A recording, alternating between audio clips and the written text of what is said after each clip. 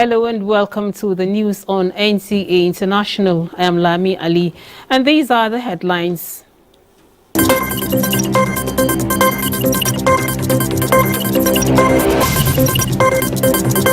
CAP's weeks of fraught negotiations to eliminate threats of disastrous credit defaults. President Tinubu meets APC governors, appoints SGF and Chief of Staff. Nigerian Labour Congress gives federal government ultimatum to reverse pump price of petrol.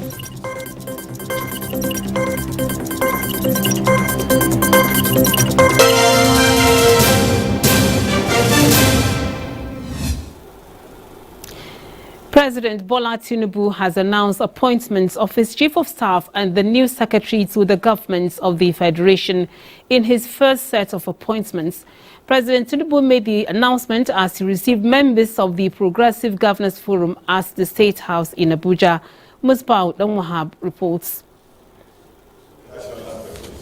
It was the first official meeting for the chief executives on the platform of the APC. Two former governors, newly occupying the first and second seats in the country, with returning and new governors. Exchange of felicitations was in order for the progressive family. This is about Nigerian project. And then, moments of frank talks as experience came forth. Respective mandates in the kitty, and President Tinubu now wants the governors to wake up to the realities of governors. We have inherited the asset and liability of our predecessors. I will campaign for the job. We can't complain. I just need to appeal to you. Put yourself together as a company. Let's constantly deliberate, think together. And I maintain an open door policy. Get that one clear. In a seeming assignment, Mr. President called for the intervention of the governors to ensure stability as prospective members of the 10th National Assembly decide their leaders. And the governors had the first privileged information about the president's first set of appointments. I'm going to appoint Femi Gbajabiamila as the Chief of Staff.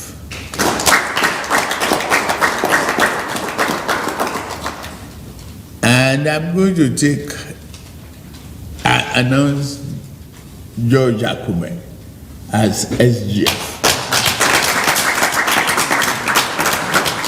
Vice President Shetima asked for support of the governors to fight what he called subsidy scam as the government ends the petroleum subsidy regime. So there is a need for us to really rally around this beautiful decision by the president, because it's for the good of our economy. Our economy is in a very, very bad shape. We either get rid of the oil subsidy or the oil subsidy gets rid of the Nigerian nation. That's how bad things are. We are aware of your capacity and your commitment to excellence. The actions taken by you so far for our economic recovery, for the strengthening of national security, are very salutary. We stand firmly with you on this. We must key into a vision and mission, and we shall provide our total commitment and loyalty for the central government to succeed under your leadership. That dream that you have for our country, that renewed hope that you have pushed forward for our country, will be realized. And in this service to the nation, there was an agreement on unity of purpose and constant consultation between the president and the progressive governors. From the State House, Musbah NTA News. And President Bola Tinubu today attended his first Congregational Jumat prayer as president. The president arrived at the Ansaruddin Mosque, Abuja, to the welcoming hands of the officials. Musbah reports that it was an opportunity for soul purification ahead of his leadership task. Chief Imam Musa Olaufe thanked God on behalf of the president and admonished the new Nigerian leader to do justice as he carries on with his new assignments, including in appointments of people into various positions.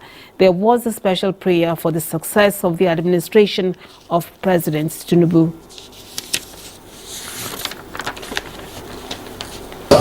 May Allah continue to be there for our presidents, the vice president, and all other officers that have been appointed to work with you. Allah will make them easy for everyone. Allah will assist this country. Bismillahirrahmanirrahim. Allah nuru samawati wal ardi. Masal nurihi kamishkatin fiha misbah fi Sudan.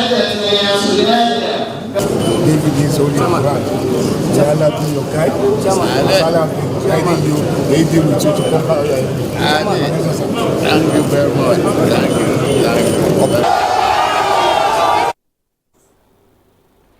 And President Bola Ahmed Tinubu has re-echoed the need for the Muslim Ummah to be their brother's keeper and always strive towards pursuing the obligations of the hereafter.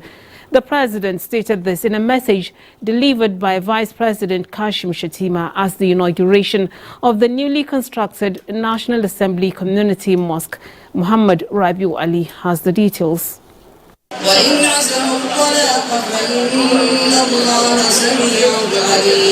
The mosque project was funded by Muslim members of both chambers of the National Assembly. يكاد زيتها يضيء ولو لم تمسسه نار. This set the tone of the formal inauguration of the mosque, a project that took 6 months to complete. In the name of Allah, the Beneficent, the Merciful, National Assembly Masjid, commissioned by His Excellency Bola Ahmed Tinubu.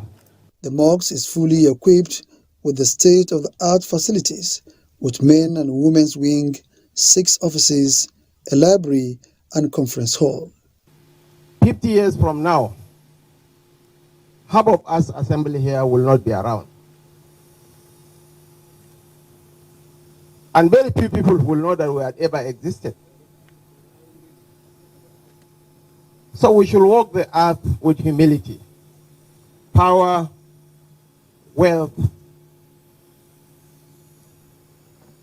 are gifts from Allah to humanity. And they are the least permanent of Allah's gifts to humanity.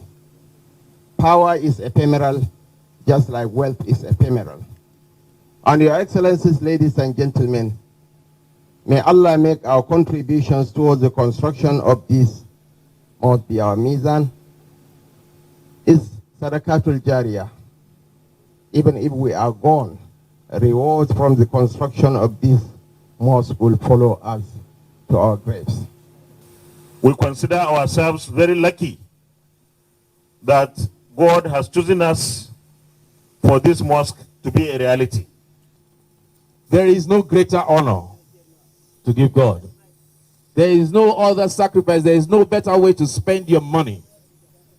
Whether it is 100 million or 1 naira, than to put that money to the building of an edifice that is befitting of the Almighty Allah. We pray Allah will reward them with what He has promised, rewarding whoever contributed to the building of a mosque. Mr. President, Mr. Vice President, congratulations on your coming to power 4 days ago. And thank you for squeezing your time to make this event one of your first official engagements. This is the first time the National Assembly is having a mosque of this magnitude in the last 42 years of its existence. From the National Assembly, Muhammad Rabiu Ali, NTA News. Now, the federal government has been commended for the prompt evacuation of all Nigerian nationals stranded in Sudan without the loss of any. Imam of the National Mosque, Muhammad Kabir Adam, stated this when he led a delegation of Nigerian Sudan Students Alumni Association on a visit to the chairman, Nigerians in Diaspora Commission, NIDCAM, Abike Dabiri-Erewa in Abuja. Dr. Adam stated that among African and non-African countries, Nigerians were the first to be fully evacuated from Sudan, despite being scattered across Halfa, Aswan, and even the Ethiopian-Sudan border. He described their visit as a show of appreciation to the Nigerian government for all efforts to put in place to bring back the students safely and securely. You did it when it comes to Ukraine. We followed you too, because we have our own children there too. Now it happens with Sudan, and you have done it successfully well.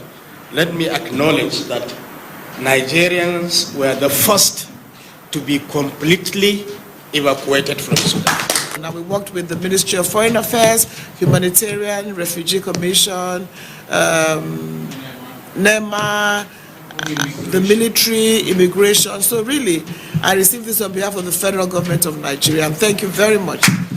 And like she said, one of the things we did was, keeping information alive, letting you know, look, this is what is going on. I think that is very important. The U.S. Senate has passed legislation to raise the government's $31.4 trillion debt ceiling just days before what would have been a historic first-ever disastrous default. Charles Alpha reports. The Senate voted 63-36 to approve the bill after the House of Representatives passed it in 314-117 votes. I'm happy to stand here passing this critical legislation to support our families, preserve vital programs, and most importantly, avoid catastrophic default. Following the vote, U.S. President Joe Biden said he looked forward to signing the bill into law as soon as possible and addressing the American people directly on Friday. To be clear, this negotiation is about the outlines of what the budget will look like, not about whether or not we're going to, in fact, pay our debts.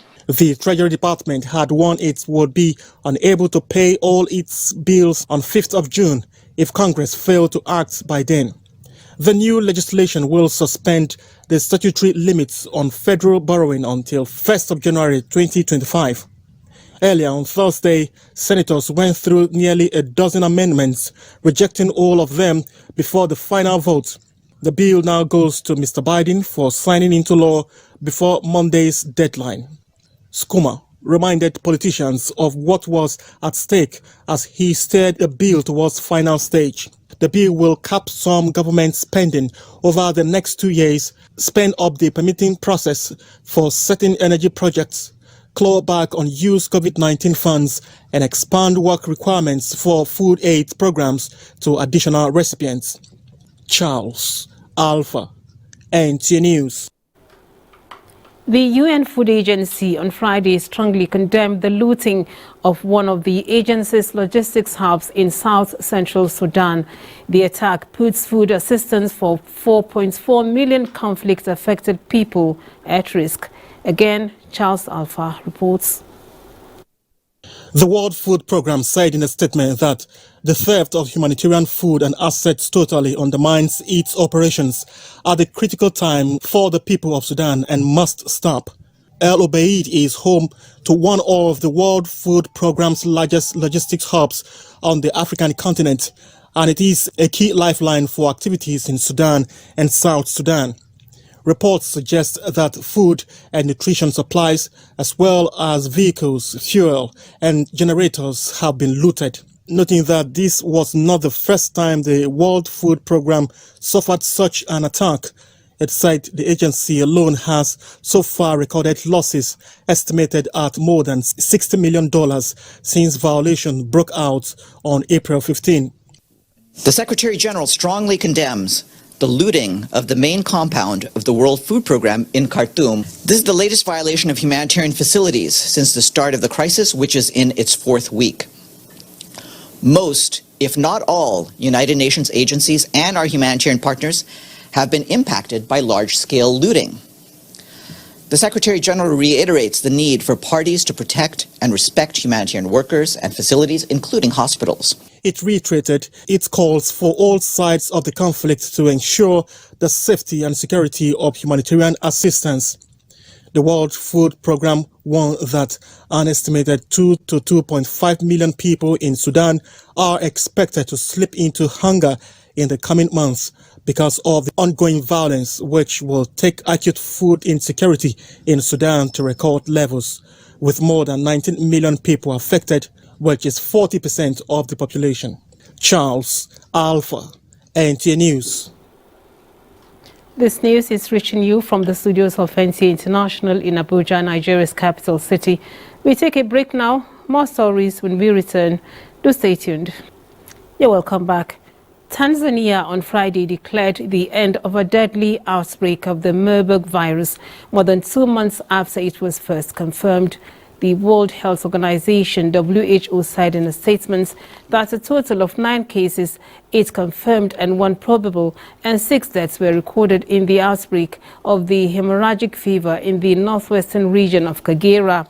It was the first outbreak in Tanzania, an East African country with a population of almost 62 million.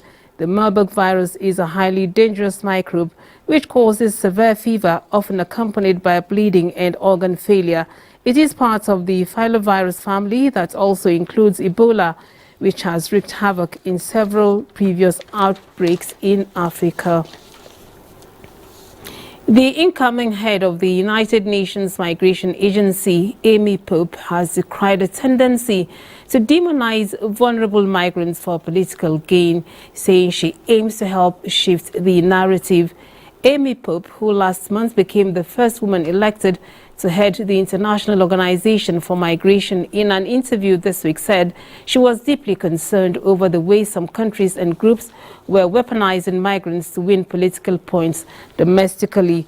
She says, we're talking about people, and what we've all seen over the last couple of years is weaponizing people who are in the most desperate of situations and using their vulnerability as a way to fuel what is often a political conflict, in many cases a domestic political issue. And as a tactic, I find that deeply troubling because, first of all, it's dehumanizing, and I think it ultimately doesn't lead to a better outcome for anybody, Amy Pope says.